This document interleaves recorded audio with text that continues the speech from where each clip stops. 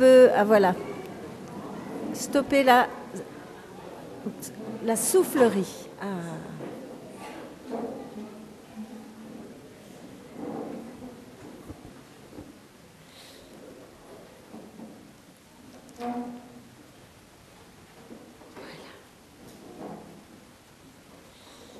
Voilà, bienvenue à chacun et chacune ce matin au sein de, de notre église locale, la communauté chrétienne de Stockel, et je suis contente de vous retrouver puisque la semaine dernière, il y a eu un petit break avec le dimanche sans voiture. Mais voilà, que ce culte, cette heure passée ensemble, puisse stimuler nos esprits, nourrir nos cœurs et pousser nos mains à agir. Oui, Seigneur, nous venons tels que nous sommes pour te rencontrer, pour nous abandonner à toi en essayant de nous débarrasser de tout ce qui peut encombrer un peu de notre tête. Après des semaines chargées ou pas chargées, mais on est souvent encombrés. Désencombrons-nous pour être à son écoute. Oui, Seigneur, nous venons dans ta maison car nous savons que tu es là, près de nous. Et je vous invite à vous lever pour ce premier chant, Je viens dans ta maison.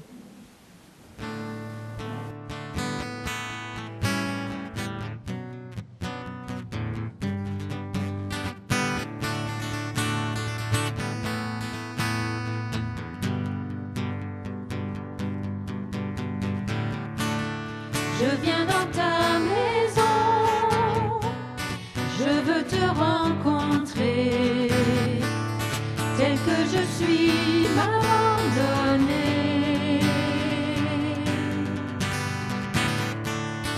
Alors que nous chantons, ton esprit me remplit, mon âme est libérée. Je viens dans ta maison, je veux te rencontrer, tel que je suis, m'abandonner.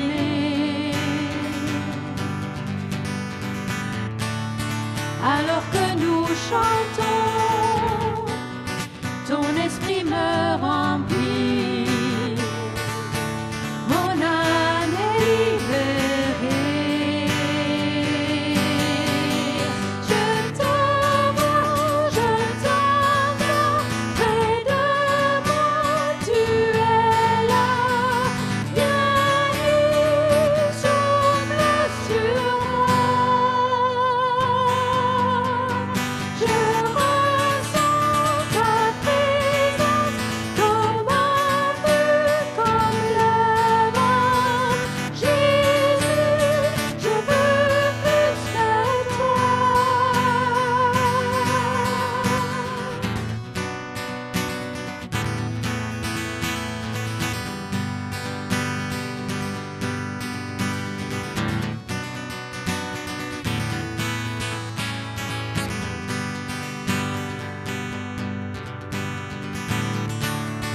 Je viens dans ta maison,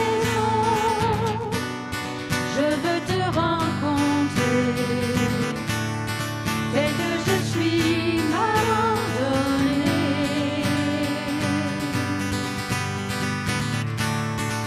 Alors que nous chantons, ton esprit me remplit, mon âme est libérée.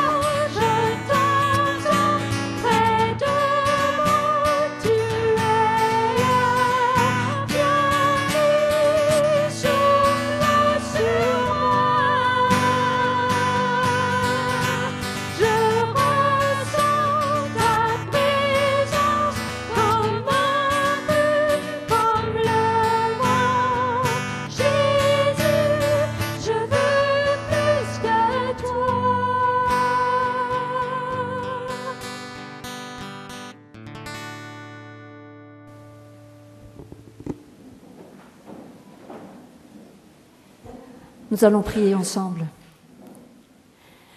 Oui, Seigneur, c'est tel que nous sommes que nous venons à toi ce matin encore.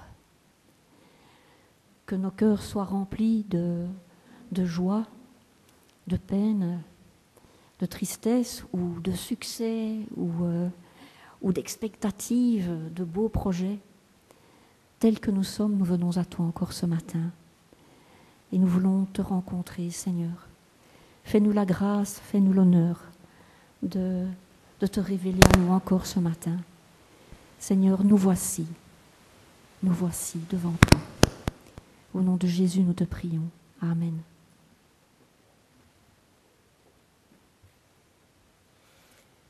Oui. Alors j'ai une petite question pour les enfants ce matin, mais aussi pour les grands-enfants, les adultes. Alors, est-ce que vous avez déjà dit à quelqu'un, à un copain ou à une copine, à vos parents ou à toute autre personne, ces 3 mots ? Je te promets. Ou bien est-ce que quelqu'un vous a déjà dit ces 3 mots ? Je te promets. Alors peut-être que plusieurs exemples vous viennent à l'esprit. Genre, je te promets, demain ça sera fait. Je te promets de jouer plus tard avec toi. Je te promets, tu seras mon ami pour toujours. Je te promets de prendre de tes nouvelles, etc., etc. Et qu'est-ce qui se passe quand la personne ne tient pas sa promesse ? On est déçu, on est triste, on peut même être en colère, on perd confiance. Oui, parce que en fait, ce verbe promettre, c'est un mot très spécial, à ne pas utiliser n'importe comment, ni à ne pas l'utiliser à la légère, car c'est un mot qui engage. Et comme le dit la définition finalement dans le dictionnaire, très simple, tenir une promesse, c'est s'engager à faire ce que l'on a dit. Je lisais dernièrement dans une publicité sur une entreprise qui notait en gros titre « Il est capital pour nous de tenir nos promesses, nos engagements envers nos clients, car c'est la base d'une relation solide et durable. » Et dans un article sur l'éducation des enfants, on rappelait aux parents d'essayer de ne pas faire des promesses qu'on ne pourra pas tenir. Car une promesse tenue crée de la confiance et permet à l'enfant d'envisager l'avenir sereinement, mais ne pas tenir cette promesse, c'est transmettre que ma parole n'a pas de valeur, que ce sont des paroles en l'air, et ça engendre un sentiment de manque de respect, de méfiance. Alors donc, pas facile d'utiliser ce mot pour nous, humains, nous qui sommes tous faillibles. Mais la promesse divine, elle, n'est jamais une parole en l'air. La promesse divine, elle, n'est jamais une parole en l'air. Elle peut accomplir ce qu'elle envisage. Elle est une puissance qui nous soutient dans le cheminement vers le but promis.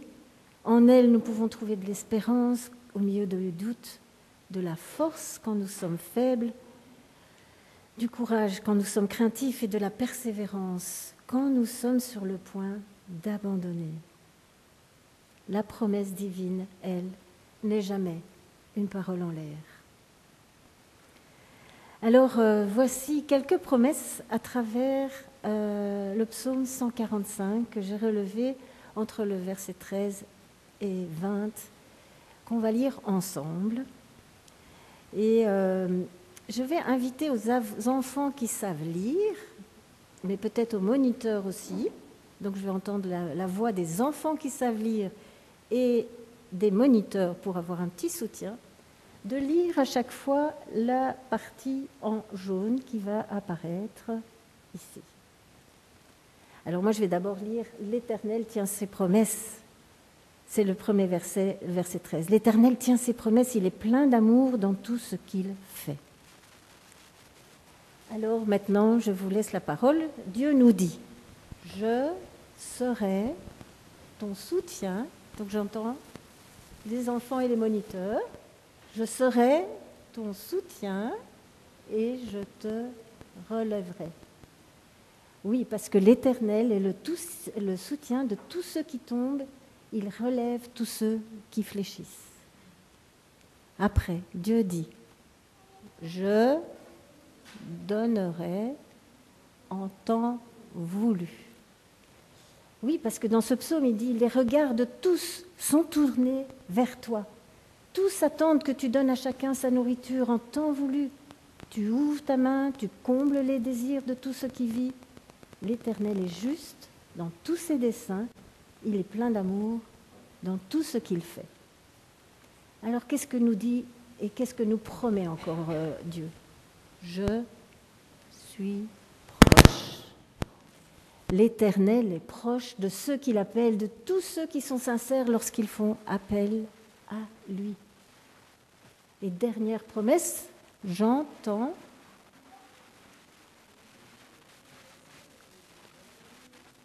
Oui, mais j'entends, il y en a qui ont bien lu, j'entends les cris et je veille sur toi.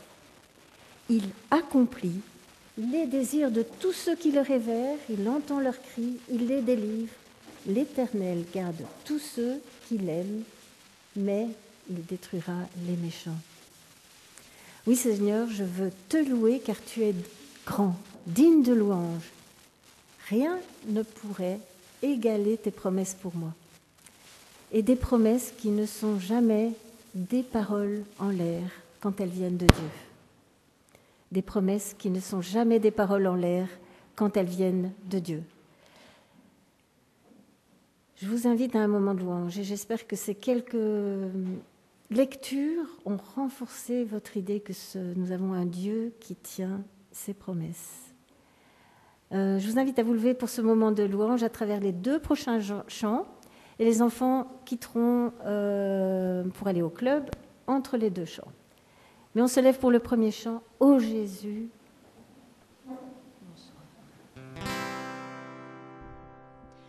Ô Jésus, mon sauveur, Seigneur, il n'est comme toi. Jour après jour, je te louerai, car ton amour est merveilleux.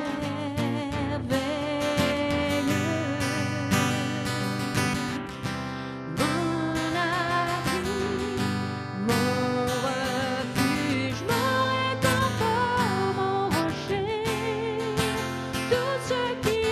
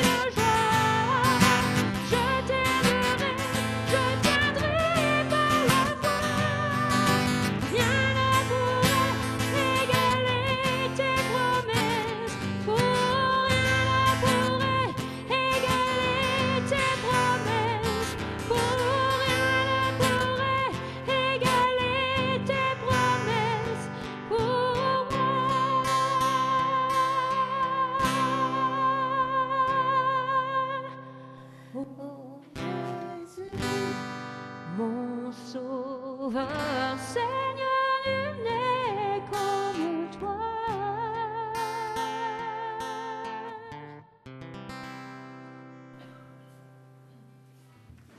On poursuit par ce chant « Je te suivrai » et les enfants peuvent rejoindre leur club.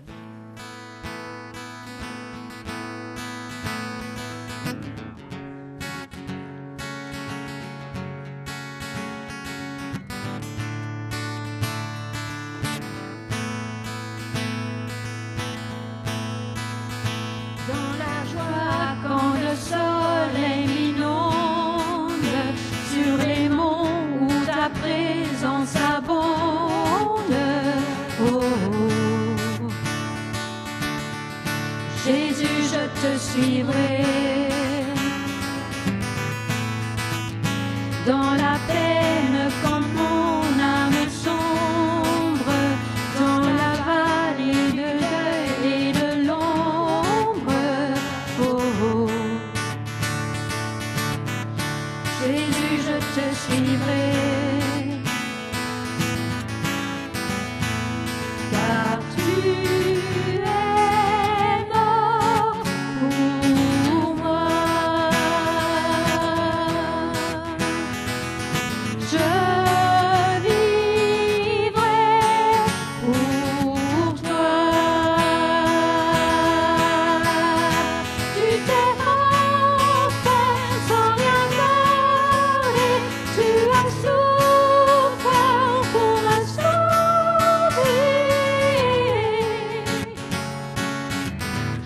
Jésus, je te suivrai. Je t'aimerai plus que la vie, te servirai malgré la pluie. Jésus, je te suivrai. Confiant quand la foi est profonde, dans le doute quand ma paix semble fondre. Oh, oh. Jésus, je te suivrai. Car tu es mort pour moi. Je vivrai pour toi.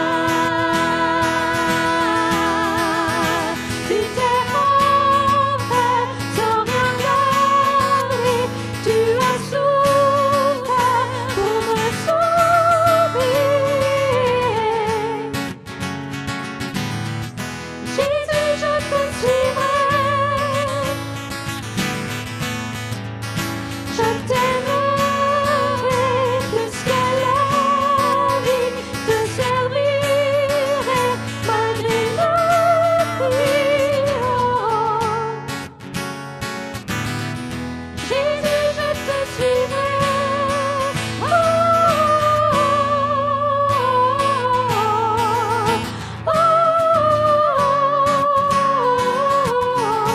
oh. Jésus, je te suivrai. Oh, oh, oh, oh.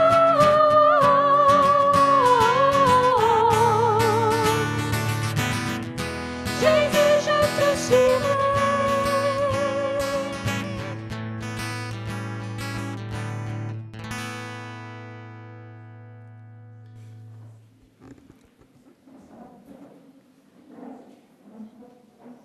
Jésus, je te suivrai. On vient de chanter ces paroles. Je te suivrai, je t'aimerai, je te servirai.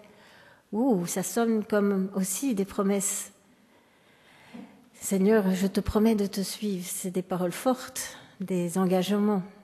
Elles sont engageantes. Personnellement, quand je chante ce chant, j'ai plutôt tendance à dire dans ma tête, Seigneur, j'essaie de te suivre. J'essaie de t'aimer. Parce que je me connais, la vie est complexe, le chemin n'est pas facile. Je sais que mon âme peut s'égarer, peut sombrer dans les épreuves ou la souffrance, que je chute, que je tombe, que je doute. Alors je viens plutôt humblement vers toi. J'ai des promesses, oui, devant moi et j'ai besoin de ton aide pour marcher dans tes pas et de ta sagesse aussi. Et ma foi ne pas non plus se centrer sur les avantages qu'on en tire, comme une corbeille pleine de promesses où on peut prendre une petite promesse par-ci, par-là, et en fonction de nos besoins, non.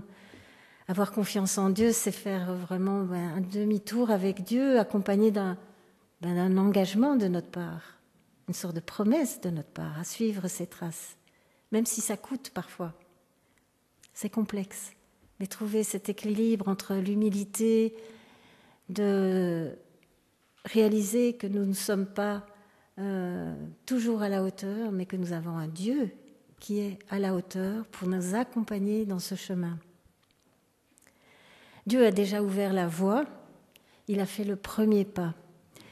Et il a trouvé nécessaire, lui, de s'engager envers l'homme, de lui donner une assurance, de lui montrer que celui-ci peut compter sur lui. Et comment on peut compter sur lui ? Je pense que on a dans la promesse suprême qui a été accomplie, c'est l'engagement que prit Dieu d'envoyer le Messie. Et cette promesse a été accomplie avec la venue de Christ parmi nous qui nous ouvre la voie. Je lis dans 2 Timothée, versets 1, 8, 11 et 13. « Toi donc, mon enfant, puise tes forces dans la grâce qui est à nous, dans l'union avec Jésus-Christ.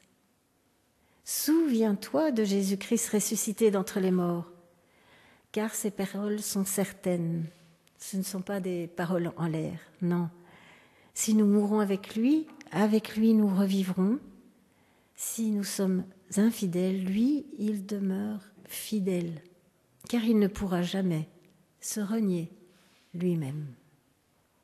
Puise tes forces dans la grâce de Jésus-Christ, ressuscité d'entre les morts. » Alors sur ces paroles fortes de l'Évangile, qui nous touchent peut-être, qui nous touchent certainement, je vous invite à partager le pain et le vin pour nous souvenir ensemble de la croix.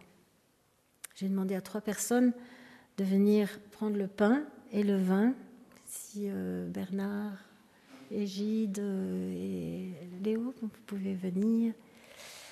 Merci. Et faisons passer le pain et le vin, et si toutes ces paroles vous touchent, vous résonnent dans votre cœur, prenez et mangez. Et pour ceux qui sont encore en chemin, vous pouvez laisser passer. Que chacun se sente libre en tous les cas.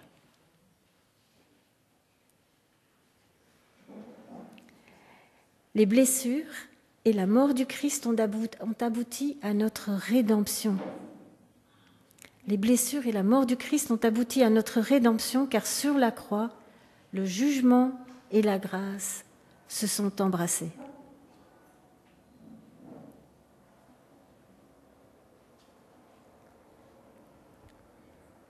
On peut chanter le chant « Pour moi, tu l'as fait ».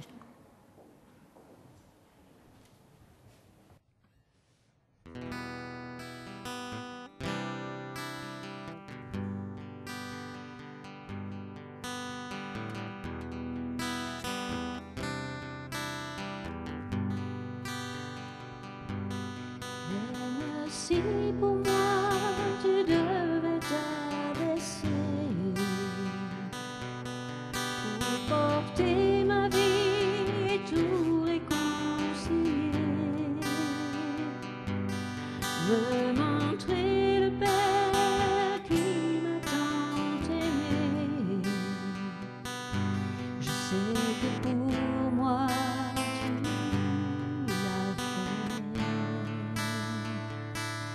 je sais que pour moi tu l'as fait.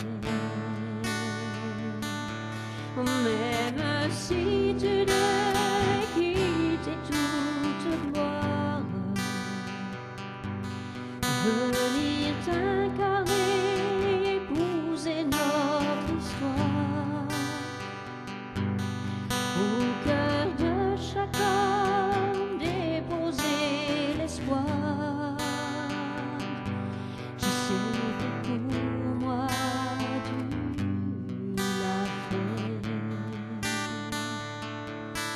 sais que pour moi tu l'as fait. Car mon Dieu tient toujours ses promesses, me couvrant de tendresse. Voici quel est mon Dieu, car il fait toutes choses nouvelles. Sa grâce est éternelle. Il a ouvert les cieux. Voici quel est mon Dieu.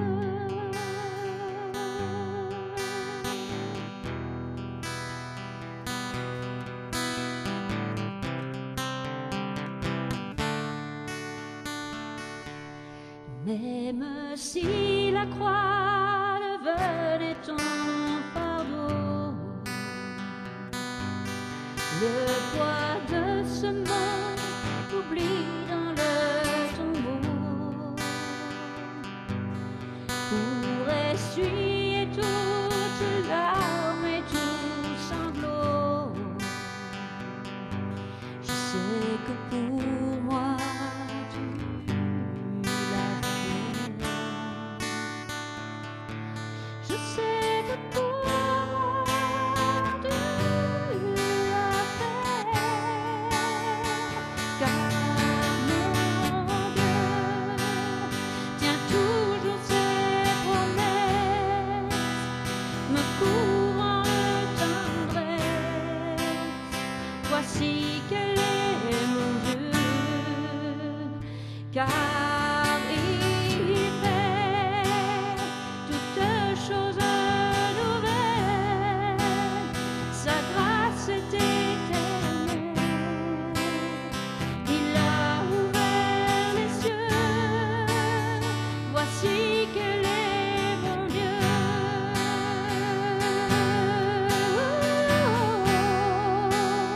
Voici quel est mon Dieu.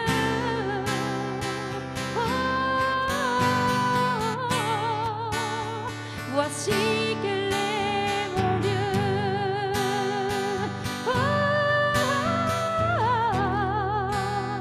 Voici quel est mon Dieu.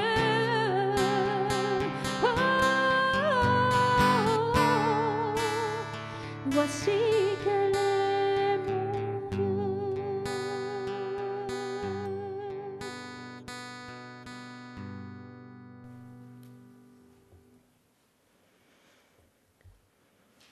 Oui Seigneur, merci pour la croix. Merci parce que tu ne te contentes pas d'être le Dieu du passé qui a témoigné sa fidélité par le passé. Non, tu es également le Dieu du présent qui chemine avec nous dans nos joies et dans nos peines. Et tu es aussi le Dieu du futur qui nous associe à ses projets d'avenir.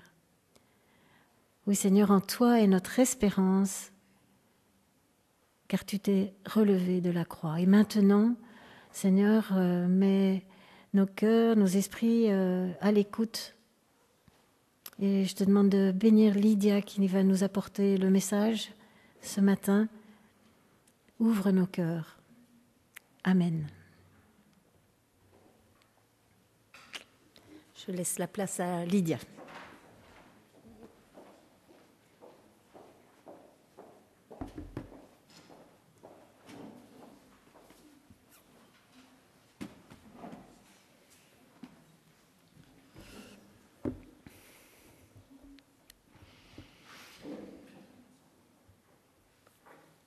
Garde ton cœur plus que toute autre chose, car de lui viennent les sources de la vie. Proverbe 4, 23. Aujourd'hui, toujours dans le cadre de notre série Témoins de foi, nous partons en voyage dans l'ancien temps, loin, très loin au désert, où il y a des pères et des mères qu'on appelle pères du désert, mères du désert. Théodora, Sarah, Synclétique, Marie l'Égyptienne, Pélagie, Eugénie, Anastasie, Thaïs, Mélanie 1, Mélanie 2, qui est la petite fille de Mélanie 1, Marina. Si jamais quelqu'un cherche des noms pour une fille, voilà. Une de mes passions, c'est de faire sortir des femmes de l'ombre. D'où mon idée, quand on a parlé de cette série, de vous inviter à ce voyage au désert pour vous faire découvrir particulièrement les vies de ces mères du désert, d'autant plus que la postérité a davantage retenu la vie et l'enseignement des pères du désert. Avons-nous été oubliés à Macadon? Aucune crainte à ma prunelle, Dieu n'oublie jamais personne. 2 livres pour nous accompagner dans notre voyage. Le premier, c'est Des femmes en quête de Dieu, découverte des mers du désert de sœur Emmanuelle Bilotto, qui propose régulièrement dans la lecture des applications très concrètes de l'enseignement des mers du désert pour aujourd'hui, qui va aussi chercher un peu des termes contemporains pour nous faire vraiment prendre conscience de leur enseignement. Donc je vais la citer à plusieurs reprises. Et dans un tout autre style, les pères du désert vous parlent, les mères du désert aussi, dit Michel Barlot, avec des illustrations de Sylvie Lucel. Donc ces illustrations que vous voyez viennent de ce livre. Mais avant que nous nous mettions vraiment en route, je crois que je vous dois quelques explications historiques. C'est quoi cette histoire de pères et mères du désert? Commençons par le commencement. L'Église chrétienne est née dans les années 30 de notre ère, avec la venue de Jésus dans ce monde, sa naissance, sa mort, sa résurrection. Nous venons d'y penser avec la Sainte Seine, son retour auprès du Père et le don de l'Esprit dans les cœurs. C'est là que l'Église est vraiment née. Et les communautés chrétiennes étaient plutôt en marge de la société, mais comme ils vivaient à contre-courant, ils commençaient rapidement à déranger. On regardait les chrétiens tantôt d'un air méfiant, tantôt on allait jusqu'à les opprimer, les persécuter, les tuer. Donc là, c'est vraiment très, très, très rapide et schématique. Donc il y a des périodes de relative tolérance et des périodes d'oppression qui se succédaient. Et jusqu'en 313, l'Église était donc bien séparée de l'État. Et en 313, c'est vraiment une date à retenir. La situation change radicalement. L'empereur romain Constantin se convertit au christianisme et signe l'édit de Milan qui légalise le christianisme, qui devient même petit à petit la religion d'État, ce qui est vraiment un changement énorme. La majorité de la population devient chrétienne sans pour autant vraiment adhérer âme et corps à cette foi. Pour certains, oui, pour d'autres, non. Mais désormais, se déclarer de Jésus-Christ ne comporte plus le risque de mourir comme martyr. Le christianisme est assimilé et mélangé aux traditions de la société gréco-romaine. On pourrait se dire maintenant que ce n'est pas une si mauvaise chose de pouvoir vivre sa foi en paix, de plus mourir pour sa foi, de pouvoir vivre une foi acceptée.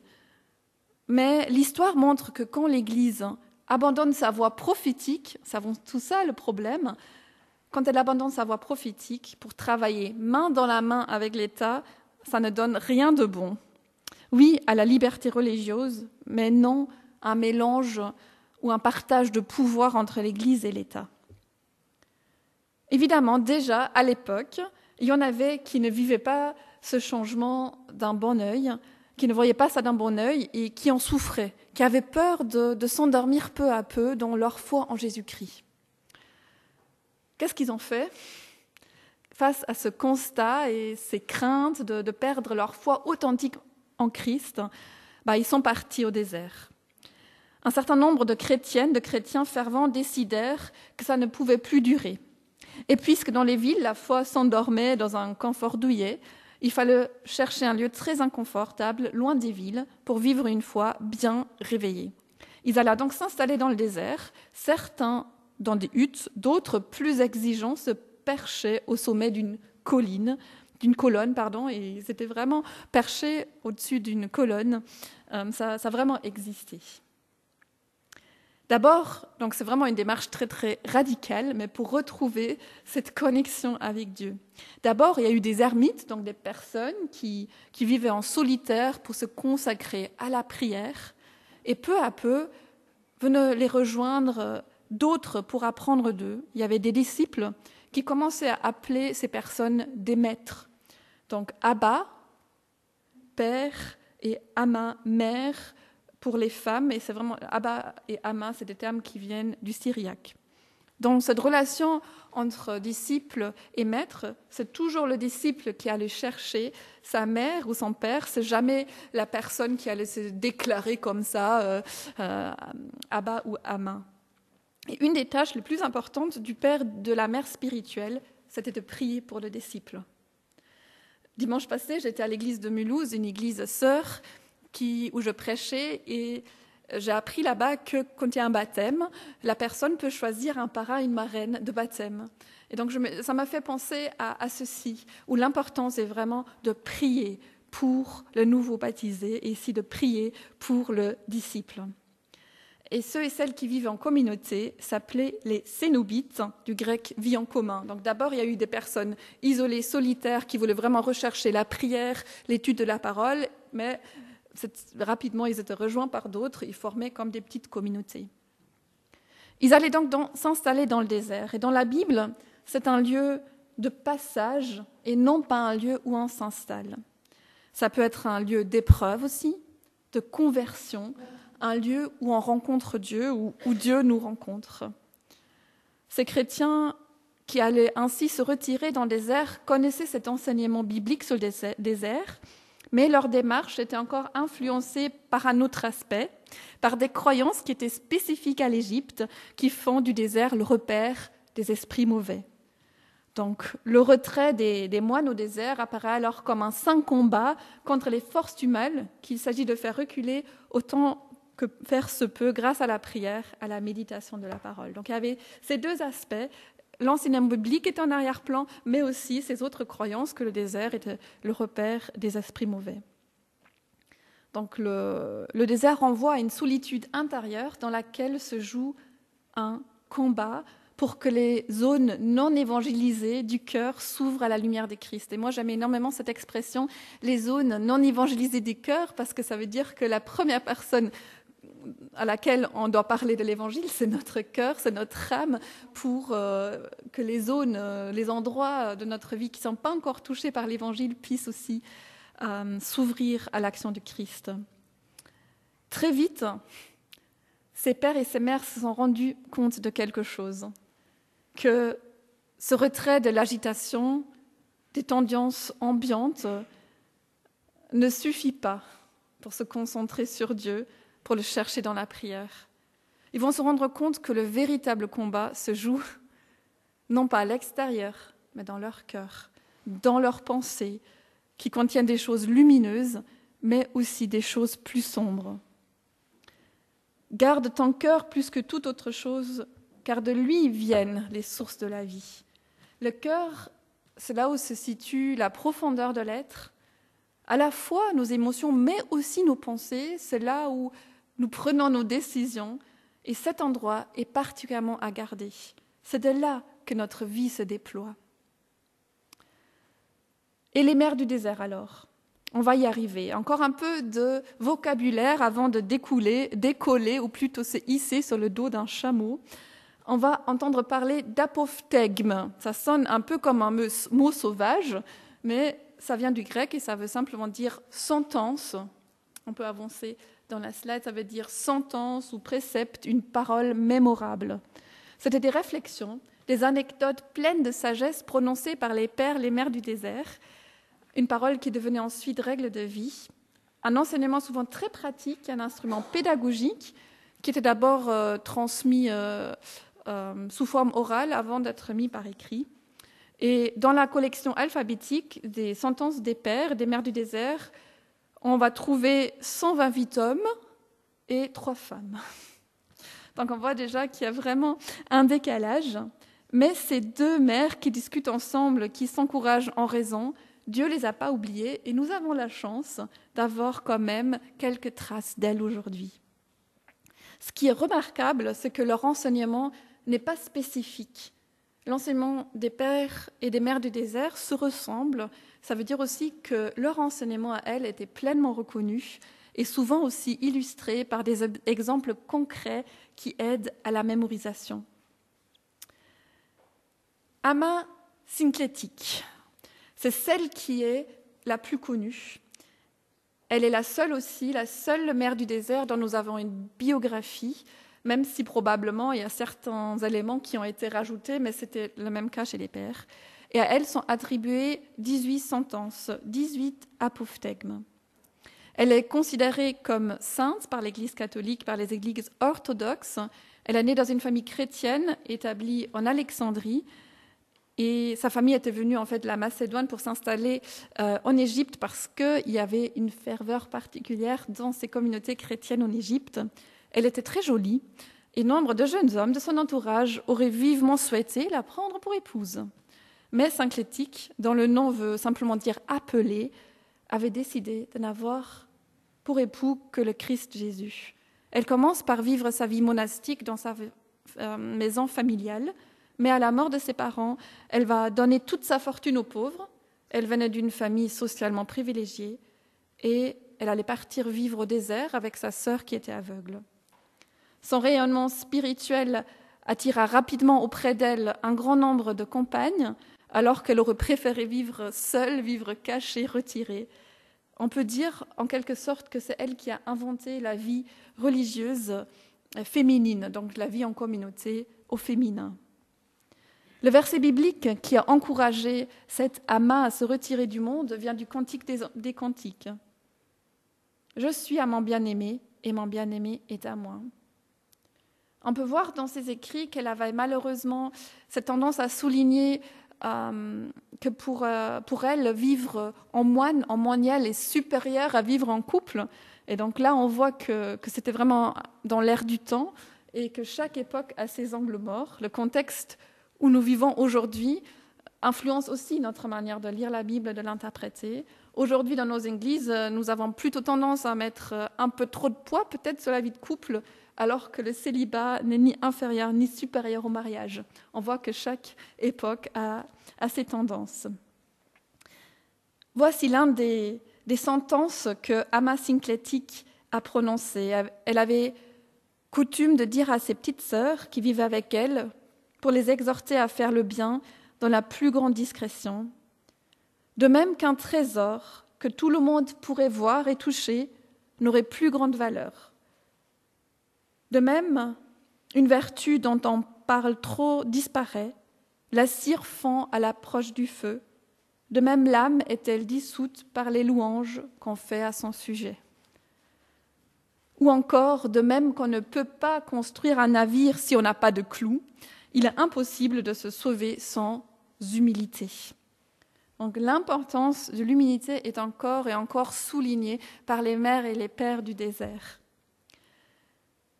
Synclétique est présentée comme un modèle de discernement et elle prend pleinement en compte le temps dans notre cheminement spirituel. C'est ça qui m'a touchée aussi. Il ne suffit pas de se satisfaire du chemin déjà parcouru, mais attendre toujours au-delà.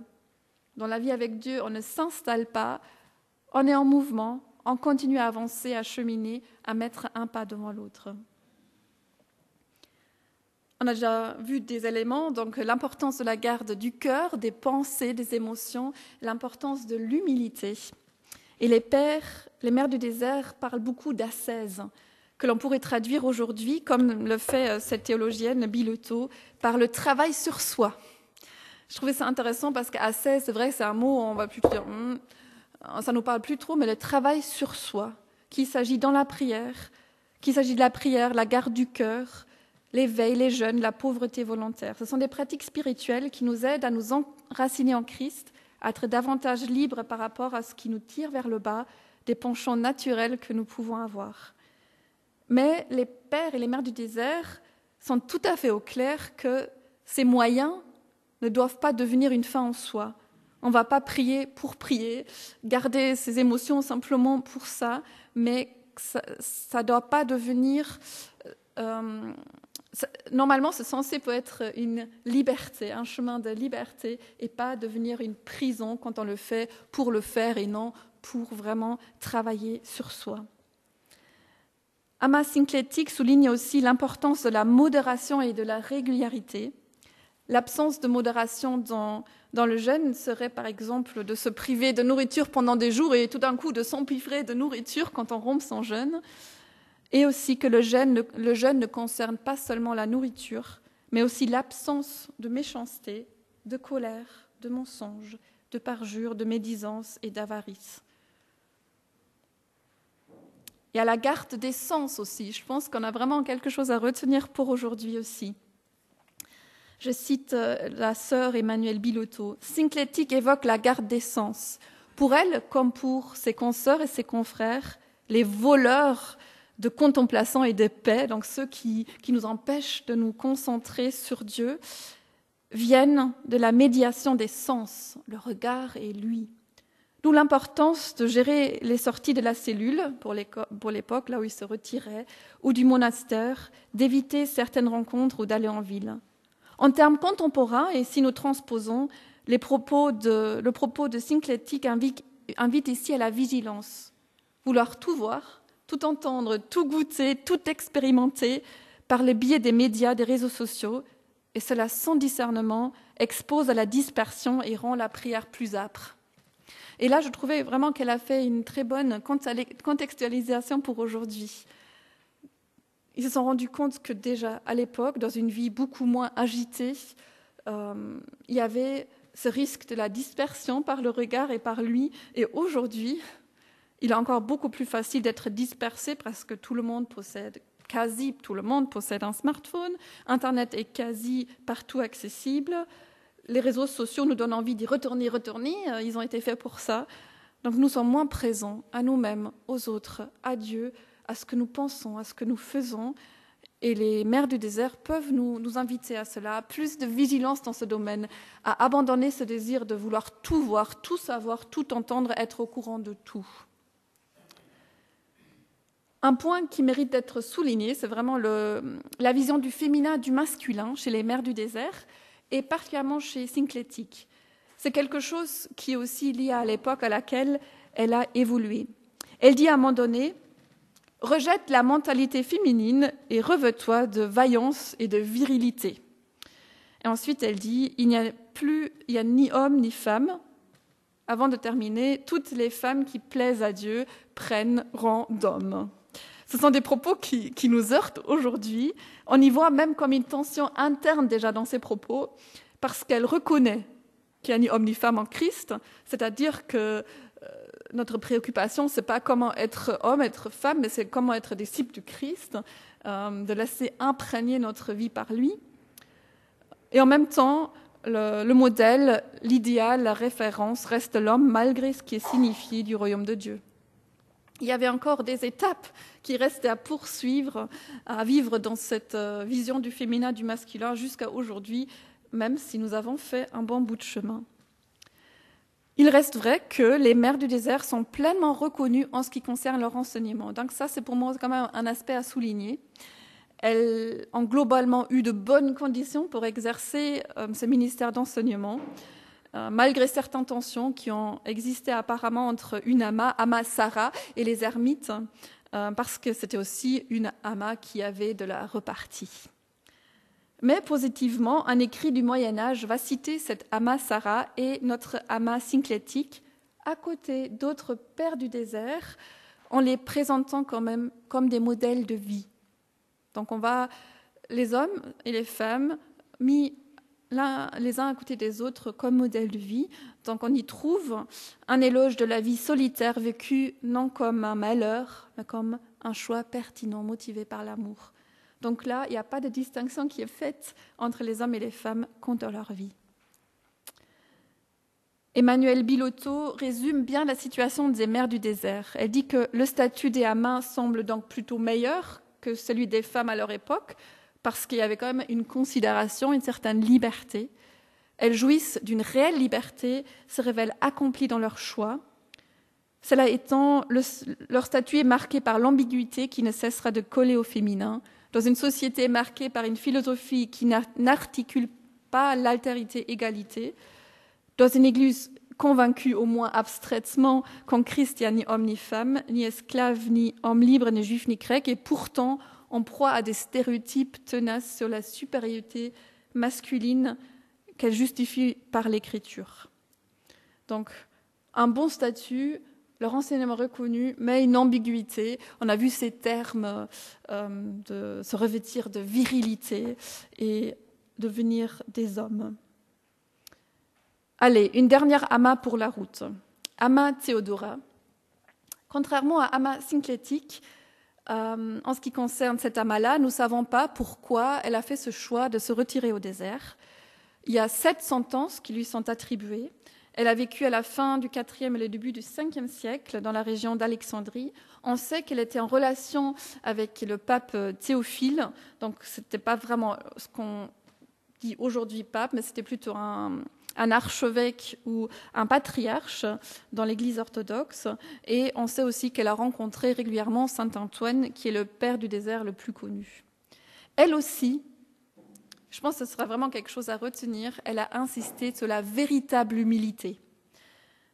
Théodora VI, donc c'est la sentence numéro 6 attribuée à elle, qui dit « Ce ne sont ni l'ascèse, ni l'éveil, ni les labeurs, quels qu'ils soient, qui nous sauvent, mais uniquement la véritable humilité. » Donc elle insiste sur cette véritable humilité, car il y a aussi une fausse humilité que Emmanuel Biloto explique ainsi, c'est déprécier soi-même par scrupule ou manque d'estime de soi, ou encore pour prévenir les critiques d'autrui. Et Amma Théodora va maintenant relativiser ici les pratiques monastiques traditionnelles qui étaient mises en avant, les veilles, les labeurs, l'ascèse, car elles peuvent produire l'inverse de ce pourquoi elles sont faites et contribuer à un incessant retour sur soi, ce mode d'autosatisfaction, d'autoflagellation, d'autoculpabilisation. Donc toute pratique spirituelle prend son sens si nous sommes satisfaits de nous-mêmes, qu'est-ce que j'ai bien prié aujourd'hui, ou si nous nous dépressions dans l'exercice de celle-ci, qu'en ne voyant que nous n'y arrivons pas et que nous avons toujours cette tendance à peut-être nous déprécier pour que les autres ne nous critiquent pas. Cette distinction de vraie ou de fausse humilité est tout à fait utile pour nous. Quelles sont les situations où nous nous dépressions? Nous arrive-t-il de vivre une fausse humilité à cause de la peur d'être jugé, critiqué ou mal vu par les autres? Les mères du désert nous apprennent à travailler sur nous-mêmes, à soigner notre vie intérieure et à voir cela comme un chemin de liberté. Acquérir l'humilité, la patience, l'endurance, le non-ressentiment, c'est emprunter un chemin de liberté intérieure. Et si ces attitudes relèvent du don de Dieu, dit Biloto, il appartient à chacun de coopérer au plus concret de son existence.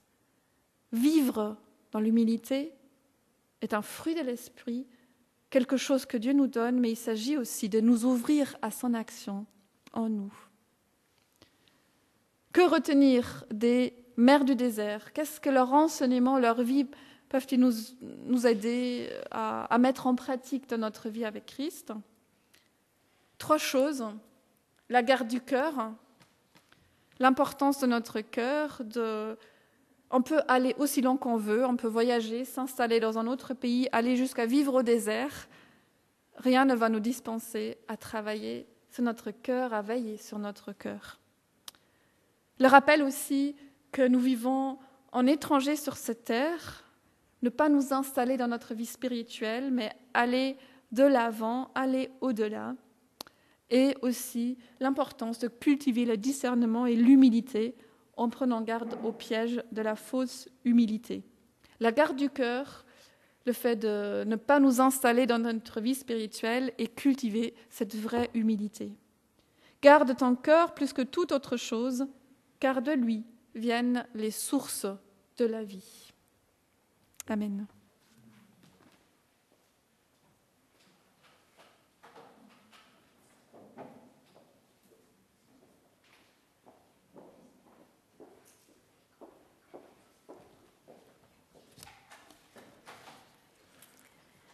Merci Lydia. Et donc on va enchaîner par ce chant qui nous dit « C'est toi Jésus ». Je vous invite à vous lever.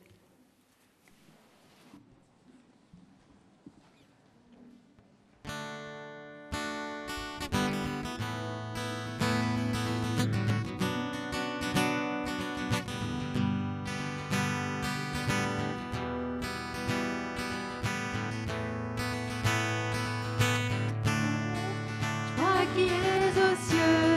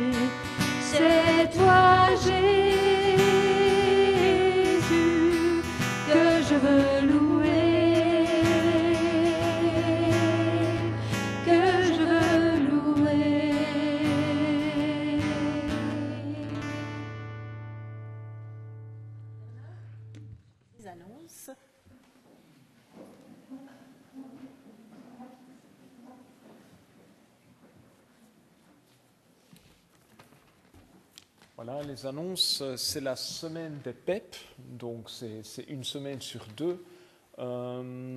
Oderghem, Sterrebeek, Schaerbeek, les autres communes que vous voyez, c'est les rotations pour certains PEP. Donc il n'y a pas un PEP dans chacune de ces communes. Au niveau des agendas, 2 dates à retenir. Le dimanche prochain, donc nous aurons un culte spécial JV et juste après, il y aura un vote. On en a discuté lors de l'Assemblée générale. Donc le vote étant réservé aux membres, mais les non-membres sont les bienvenus pour assister. Le vote seul est réservé aux membres.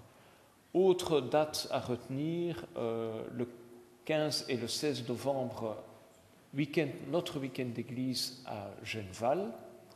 Et alors, je reviens au 5 octobre, mais on a une slide séparée, un transparent séparé. Donc le 5 octobre, après le vote, il y aura une sortie Stockelfen.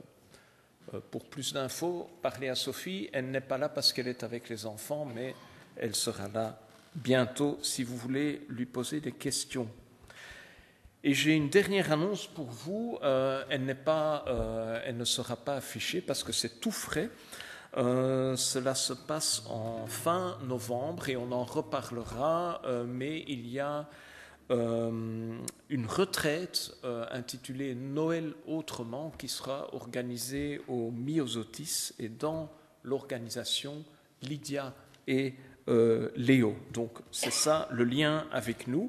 Il y a des flyers que vous pouvez découvrir sur la table à l'entrée. Voilà pour les années. Oui, tu as... Ah oui. Dernière annonce, c'est plutôt un remerciement. On remercie tous Nora qui pour la première fois a fait la sono.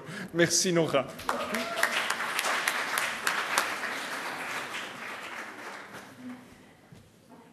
Je vous invite à ce dernier chant qui nous rappelle en fait le psaume 145 qu'on a lu tout à l'heure et qui dit aussi que l'Éternel est plein de grâce et de compassion, lent à la colère et riche en bonté. Encore une promesse pour nous accompagner pendant cette semaine qui s'ouvre devant nous. Je vous invite à vous lever. Bénis Dieu, ô mon âme, et on passera les paniers pour les offrandes. Donc, mon âme.